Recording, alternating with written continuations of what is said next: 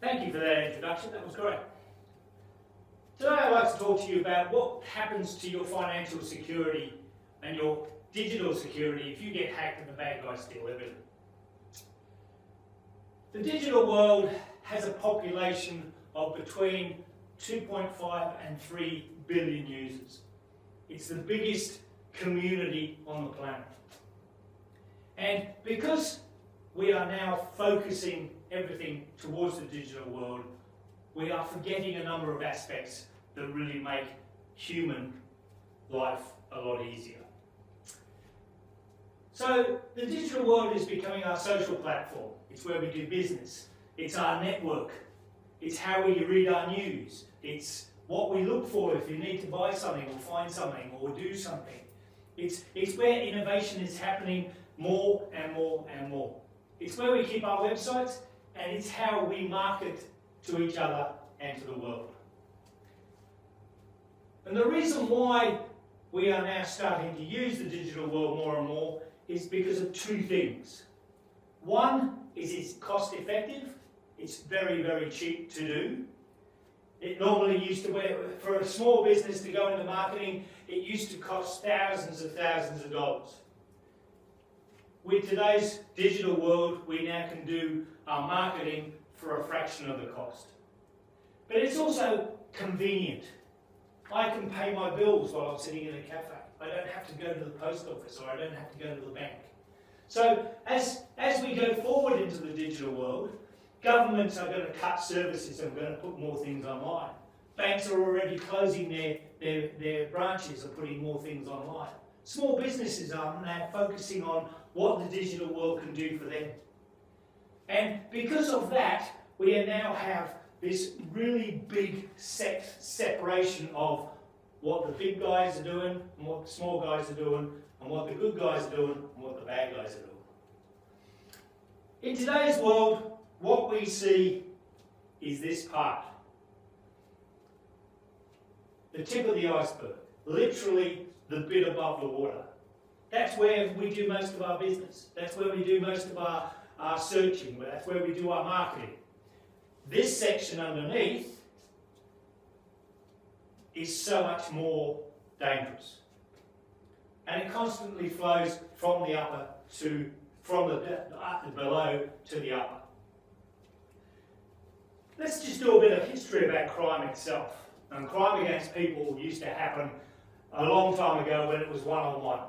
It was, I needed something, I took it from someone. And whether it was legal or not, it was just the way things went. In the 1600s, we moved our money into banks, or we moved, the money used to move around in stagecoaches or trains. So we then had a problem where it was, if I wanted to steal money from a bank, I was a group of people, small group of people, stealing from a larger group of people. So there was one to many.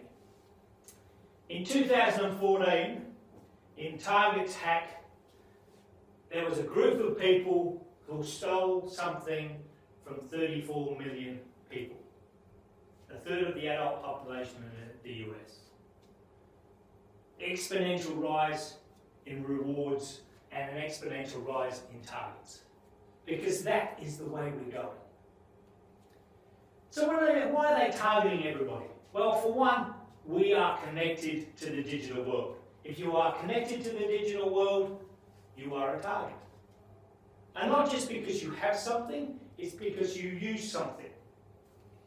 Yes, they are after our money and our access to money. As I said, we can do our banking from a cafe. But if you're connected to a free Wi-Fi system, then the bad guys can steal that information. They are after our intellectual property. Our intellectual property is really, really important to us. It's our date of birth, it's our tax file number, it's where we live. And each one of those individual components of our personal information is not a big problem, but when you start linking them all together, it allows a criminal to come out of the digital world and go into the real world and go to a bank and open up a bank account in your name. And you definitely don't want to be down that track. But they're also targeting our technology. Everybody has a smartphone or a tablet or a laptop, and they are targeting our utilisation of that technology. But on top of that, they're targeting things like your Wi-Fi connection, your internet connection, because that is how they do business. The bad guys rely on us trusting them because that's what humans do. Humanness, gullibility, honesty is all part of the human animal. The trouble is, the bad guys know this, and they are very good at making us trust them. In real life, you meet someone, you shake their hand, you see what they look like. In some cases, they don't smell nice. Sometimes you get a feeling that they're not very trustworthy. The trouble is, in the digital world, we don't get that feedback. In the digital world, we have one point and one sense that we use, and that is sight. And then we have to work out from that picture whether we are going to trust someone. So how do they get in? Well, the bad guys are notoriously good at using the systems we've got in place to further their own means. They are really very good at finding holes in software. So operating systems, applications, apps on your phone operating system. They are looking for ways to take over control of that device and that technology. The problem with a lot of these things is that most of these holes in software don't lead to anything. It's 1 in 100 that have the capability to be compromising and compromise your technology. But that's all they need, because it's not an individual person sitting in a dark room who's doing this. It is an application that they have on their laptop that is trolling the internet looking for those exploits. When they find them, they then utilise them to take over your technology. And you definitely don't want to be there. The other thing they use and readily use is spam. An email that comes to you that is not warranted. Now, previous to probably 5 years ago, spam just used to be a nuisance. Do you want to buy a Viagra? 5 years ago, the cyber criminals saw how beneficial it was to be able to use spam to target people.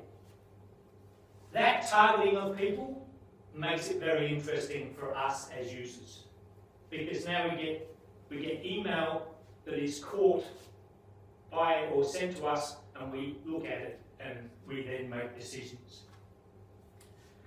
The next step up from that, whereas phishing is they use a bait, spear phishing is they literally go out and target you and aim arrows at you.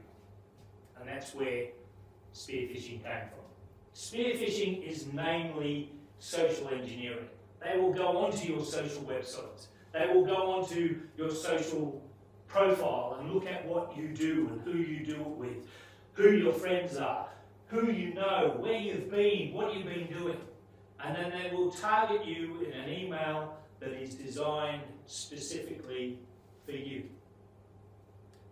When that happens, you have to be very, very aware of what's going on. By saying that we have to protect our own technology. Our own technology is very important, but the people who run websites need to have that protected as well. If you've got a cloud-based system or a website hosting system, then the underlying operating system also needs to be patched, because that is also a target of the digital criminal. So how do I create security in my own self? So I've got to keep my information system secure. I've got to protect my assets. I've got to understand the dangers, and I've got to back things up. Because you never know when things might happen that you have no control over. For instance, my mobile phone, if I leave my mobile phone on the top of the car and drive away, then A, I've lost my mobile phone, but I've also lost my contacts. I've lost all my information about what I've been doing. I've lost a lot of information that is irreplaceable because I haven't backed it up. And the digital world is notoriously bad that if you turn something off, then most of the information is lost. And you have to be very aware of that. So how do we protect ourselves? To me, I have a mantra. Cybersecurity is my problem. And if everybody else had that mantra, cybersecurity is my problem, then we would be able to make sure that we are protecting ourselves all the time. But my mantra has 6 components. And this is what makes a secure environment for your own safety. The first thing we need to look at is passwords. And everybody has passwords, and we all have groups of passwords. And those passwords can be literally anywhere and doing anything. Your passwords are your passport to the digital world, and they are very, very important. But with the rise of the cyber criminal, they are becoming more and more protective of what you do. So passwords have to be complex. Anything on the keyboard can be used in your password. They have to be more than 8 characters. Because if they're less than 8 characters, then, for instance, 5 characters,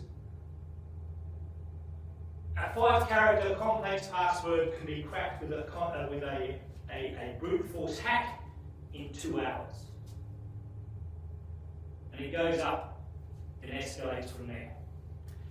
And one of the things that people really have trouble with is your passwords have to be unique for every site you visit. First question people are going to ask, and everybody in the audience is going to ask, is how the hell am I going to remember all those passwords?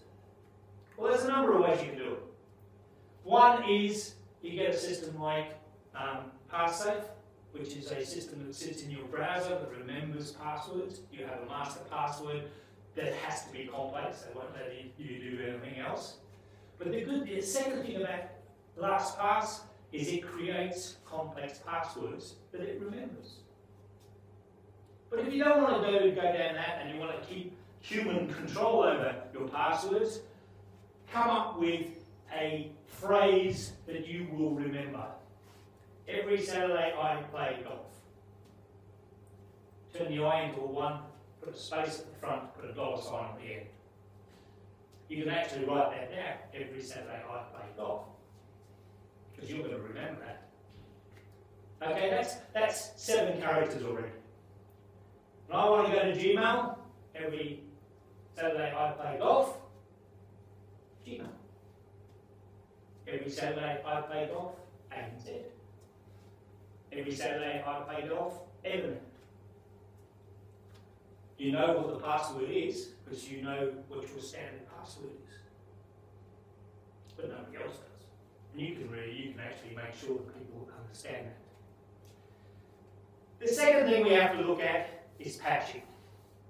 We all know how annoying Microsoft and Apple can get, and Android can get when it comes up and says, we've released a new update, you have to update your machine. Well, the new update in most cases is not for functionality.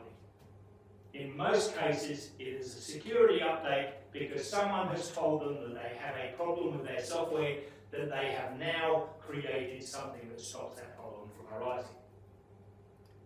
Going back to those exploits, most viruses and malware are targeted at those exploits. Because they're targeted at those exploits, then if you don't patch those exploits, then we have a problem. In 2003, I think it was, we had the code red problem with all the database servers on the internet that were running Microsoft SQL. Microsoft brought out a patch, and this is the first time that patching really came to the fore. Microsoft brought out a patch 6 months before Code Red was released. And all of the system administrators went, yeah, we'll get around to it one day. Code Red was released and it was infecting 100,000 servers an hour when it was at its height. It would have been patched. Code Red would have gone away. Not a problem. Very important thing to do. All systems that are connected to the internet and connected to the digital world have to have some form of antivirus installed. Whether it's an Android, an Apple, a Microsoft, an iPhone, whatever, needs to have some level of antivirus to protect it from malware and viruses. Really, really important. And people go, yeah, but I can't afford that. Well, yeah, you can't afford that. In most cases, it's expensive, but there are solutions. We run a product called FortiClient, which is from FortiGate, and what it does is it sits on all of those platforms, and it's one of the best antiviruses available, and it's free. And the reason why it's free is because FortiGate are an internet security company. Their products are the high-end firewalls that go into enterprises and organisations. But when Joe Boggs is connecting via VPN, virtual private network, to those systems, they needed to make sure that the PCs were clear. And that's why they came up with this solution. What they've said is, okay, we will create an antivirus product that also does the virtual private network component. And we will make sure the PCs are clear. All systems also have a firewall. And a firewall is literally a wall between you and the digital world. Your device and the digital world. The firewall allows stuff to go from your digital device and go out to the big wide digital world. Get information, bring it back. But what the firewall does is it stops anybody connecting to your device unless that request has left the system. So it's very important that you have a firewall. As I said before, you never know when you're going to lose your phone. You never know when your laptop hard drive is going to fail. You never know when your server is going to fail. You never know when your building is going to burn down. It's going to take everything with you. So back it up. But the thing about backing it up is make sure that the backup is not where the device is. So if you've got a USB hard drive on a laptop and you're traveling a lot, make sure the backup is at home while you're traveling. So if something happens to your laptop, it gets stolen, then you haven't lost everything. And I'll tell you what, when that happens to people, it is really heartbreaking. Because you lose your photos, you lose your data that you've been working on. Sometimes you lose things like access to bank accounts. All of this stuff. Very important. There are two things that we push as IT people who are very aware of what is going on in the digital world. Be paranoid. And it may sound silly, but the reason why you're paranoid is practically everybody in the digital world is after you. And that is really how it has to live, how you have to look at it. Because they are after you for all of those things I talked about before. Your money, your access, your PII. And it's very important that you do not let people get to it. The other one is use common sense. It's surprisingly lacking in the digital world, but common sense will protect you when other things won't. If the website you go to says, I'm free, no, you're not. Because they are looking for information. They want you to fill in a form, or they want you to do something. That initial point of contact is again what they are building trust on. Who's ever done a search for our drivers? So you've installed a new printer, but the CD is no good because you've got Windows 8 and the system is designed for Windows 7, and you've gone onto the internet and gone HP 3600 drivers Windows 8. If you do that, you'll notice that in the Google search results, the top 5 or 6 will have nothing to do with HP. So again, be paranoid. Go down to the third one that says www.3.hp.com/whatever. That's HP site. If you go to hpdrivers.com, then you're not going to an HP site. It will even look like HP, but I can guarantee it's not.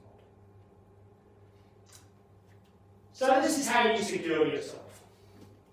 Keep the mantra going. Cybersecurity is my problem. Because if you do that, you have a smaller chance of being compromised than the person who hasn't got that mantra. Use complicated, individual and unique passwords. Patch everything. Patch it in a timely fashion. Don't have what happens to some of our clients. They come to us and they go, well, my laptop's playing up. And we have a look at it, and they haven't applied patches for 12 months. And there's 220 of them. This is a problem. Use a good antivirus. Whether you pay for it or not, use a good antivirus. Never turn your firewall off. You can make holes in your firewall, but never turn it off. Get paranoid. Because in the real world and in the digital world, everybody is after you. Because there's automated systems that are testing your defences all the time. And use common sense. Read what the site says. One of the ways that criminals get you to do things is they'll have a URL that looks like a real URL. Because they know that if you go to ANZ Bank, if you go anzbank.com.au, it's not the same as anz.com.au. The criminals know this. My name is Roger. I have a couple of books out that are available if you want to have a look at them. If you need to bounce us some questions of us, contact us on any of those. We run a regular Twitter feed, we are on LinkedIn, we have a Google Plus page, we're on Facebook, and we are on YouTube. And we run seminars and webinars regularly. Webinars run on Google Hangouts. We haven't run one yet, but we will be. Seminars are running Sydney, Melbourne, Canberra monthly, and Adelaide, Perth, Brisbane quarterly. Thank you very much for your time.